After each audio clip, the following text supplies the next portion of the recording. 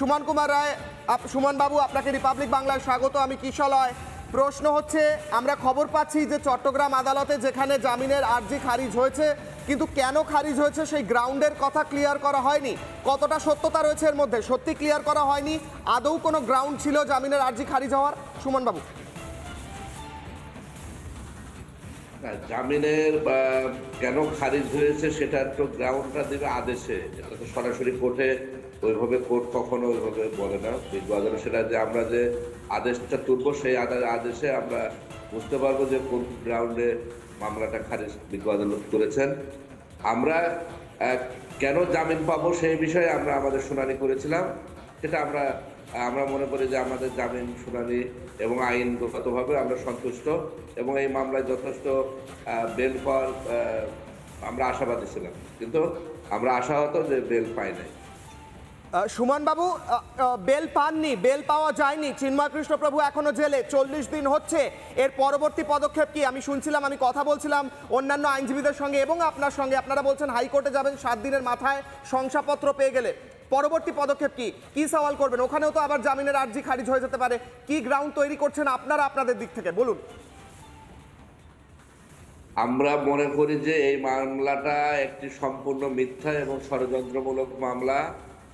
এই মামলার আইনে কোনো ভিত্তি নাই এবং এই মামলায় রাষ্ট্রদ্রোহ মামলা করার জন্য যে প্রসিডিউর, যে পদ্ধতি মেনটেন করার প্রয়োজন, সেই আইনগত পদ্ধতি এখানে মেনটেন করা হয় না। আপনারা জানেন যে সিআরপিসি 196 অনুযায়ী কোনো ব্যক্তি রাষ্ট্রদ্রোহ মামলা করতে পারে না। রাষ্ট্রদ্রোহ মামলা করার জন্য অবশ্য রাষ্ট্রের কোনো কর্তা ব্যক্তি এবং সরকারি কর্মকর্তা এবং তার পারমিশন প্রয়োজন হয়। তো সেই ক্ষেত্রে সেই পারমিশন উনি না নিয়ে একজন ব্যক্তি যে মামলাটা করেছেন সেটা সিআরপিসি 196 অনুযায়ী এটা বিজ্ঞ আদালত এটা আমলে নেওয়ার কোনো সুযোগ ছিল না। তারপরেও যেহেতু মামলাটা গ্রহণ করা হয়েছে, আমরা ধারণা করেছিলাম যে যেহেতু নিম্ন কোর্টে এই ধরনের মামলায় জামিন দেওয়ার এখতিয়ার নাই, জেলা জজে আমরা অবশ্যই বিচার পাবো। কিন্তু জেলা জজেও আমরা দেখলাম যে সেখানে আমাদের আইনের জায়গা থেকে যে ধরনের প্রস্তুতি ছিল, আমরা সকল প্রস্তুতি সেখানে আমাদের সিনিয়র আইনজীবীরা বা আমরা সেই প্রস্তুতি গ্রহণ করে গিয়েছিলাম এবং সেখানে সার্বিকভাবে শুনানি করা হয়েছে। যে বিষয়টা আমাদের আইনজীবীরা বা আমরা যেটা আমাদের তরফ থেকে সেখানে বলা হয়েছে সেটা হলো, যেদিনকে 25শে অক্টোবর এই সমাবেশ চলতেছিল তার থেকে কিছু দূরে কে বা কারা এই পতাকা লাগিয়েছে তার সাথে চিন্ময় কৃষ্ণ দাস ব্রহ্মচারীর কোনো সম্পৃক্ততা নাই এবং আমরা দেশের মাতৃকার প্রতি অত্যন্ত শ্রদ্ধাশীল এবং আমাদের প্রত্যেকটা সমাবেশে জাতীয় সঙ্গীতের মধ্য দিয়ে আমরা আমাদের এই সমাবেশ শুরু করি এবং পতাকার প্রতি সম্মান প্রদর্শন করে আমাদের এই সভা শুরু হয়। প্রত্যেকটা সমাবেশ সেখানে কখনোই কোনো পতাকার প্রতি অবমাননা করার দৃষ্টতা আমাদের চিন্ময় কৃষ্ণ দাস ব্রহ্মচারী সহ বা যারা এখানে এই আসামি তারা কেউ করে নাই এবং তারা যে বাদী যে মামলাটা করেছেন সেই এজাহারে তিনি উল্লেখ করেছেন যে সেই জায়গায় 5ই আগস্ট বৈষম্য বিরোধী ছাত্র আন্দোলনের মাধ্যমে তাদের যে বিজয়, সেই বিজয়ের স্মারক হিসেবে তারা সেখানে পতাকা উত্তোলন করেছিলেন। কিন্তু দেখা যায় যে আসলে সেটা বাংলাদেশের কোনো পতাকা না, কারণ সেই জায়গায় চাঁদ এবং তারা খচিত ছিল। তো চাঁদ তারা খচিত কোনো পতাকা বাংলাদেশের পতাকাই না। একটু সঙ্গে থাকুন সুমন বাবু, একটু সঙ্গে থাকুন। আমি রাধারমণ প্রভুর কাছে দ্রুত একবার যাব, দ্রুত উত্তর নেব। রাধারমণ প্রভু, সুমন বাবু বলছেন যে পতাকাটা ছিল সেটা বাংলাদেশের পতাকাই ছিল না, সেখানে দাঁড়িয়ে অন্য একটা পতাকার উপর কি লাগানো হলো, একটা গোটা মিথ্যে মামলা দাঁড় করানো হলো এবং সেই মিথ্যে মামলায় একজন জেলে রয়েছেন।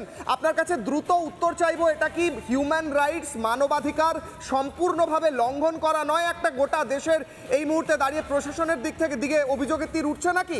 বলুন রাধারমণ প্রভু।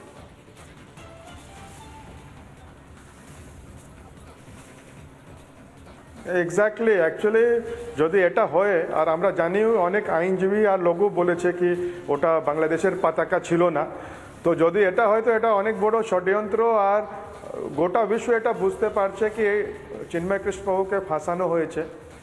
আর এটা খুব দুর্ভাগ্যপূর্ণ কি এরকম উইদাউট লিগাল ওনার শুনানিও হচ্ছে না আর উইদাউট শুনানি ওনাকে জেলে রাখা হয়েছে।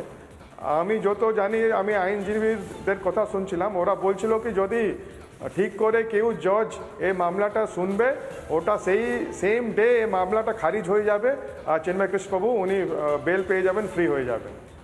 বেশ, সুমন বাবু আপনার কাছে আমার শেষ প্রশ্ন। আপনারা আজকে শুনানিতে গেলেন, সেখানে 11 জন লয়ার শুনানি হলো, সেখানে বেলের আবেদন খারিজ হলো, কিন্তু আদালতের বাইরে আমরা দেখলাম আবারও আপনাদের বিরুদ্ধে স্লোগান উঠলো। আমরা দেখলাম যে আপনাদের প্রশাসনের তরফ থেকে যথেষ্ট নিরাপত্তা দেওয়া হয়েছে এইবার, কিন্তু কোথাও কি ভয় থাকছে যে আবার ভবিষ্যতে হাইকোর্টে যাবেন, অন্যান্য জায়গায় যাবেন, কিংবা আপনাদের বাড়িতে আক্রমণ হতে পারে, আপনাদের ওপর কোনোভাবে কোণঠাসা করা হতে পারে আপনারা যারা শুনানি করছেন? কারণ এর আগে আমরা দেখেছি একজন লয়ারকে আইসিইউ পর্যন্ত পাঠিয়ে দেওয়া হয়েছে মেরে। বলুন। আজকের আদালতের পরিবেশ খুবই ভালো ছিল। সরকারের তরফ থেকে, প্রশাসনের তরফ থেকে সার্বিক নিরাপত্তা ছিল এবং সার্বিক নিরাপত্তা বলয়ের মধ্যেই আমরা এজলাসে পৌঁছেছি এবং এজলাসের পরিবেশও ভালো ছিল।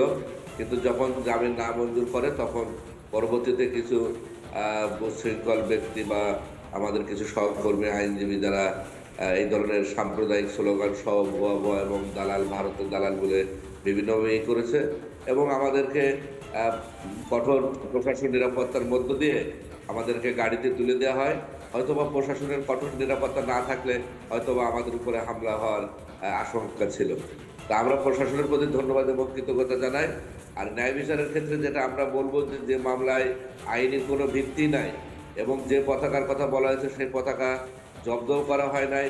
বিজ্ঞ আদালতের কাছে এই ধরনের কোনো পতাকাও নাই যে বাংলাদেশের পতাকার উপরে গৌরব পতাকা লাগানো রয়েছে, তার কোনো তথ্য প্রমাণও ছাড়াই একটা মিথ্যা মামলা রুজু হয়েছে এবং সেই মামলার উপরে ভিত্তি করে তাকে গ্রেপ্তার করা হয়েছে। আমরা মনে করি যে এটা একটা ষড়যন্ত্র এবং আমরা ন্যায় বিচার পাইনি। উচ্চ আদালতে গেলে আমরা ন্যায় বিচার পাবো।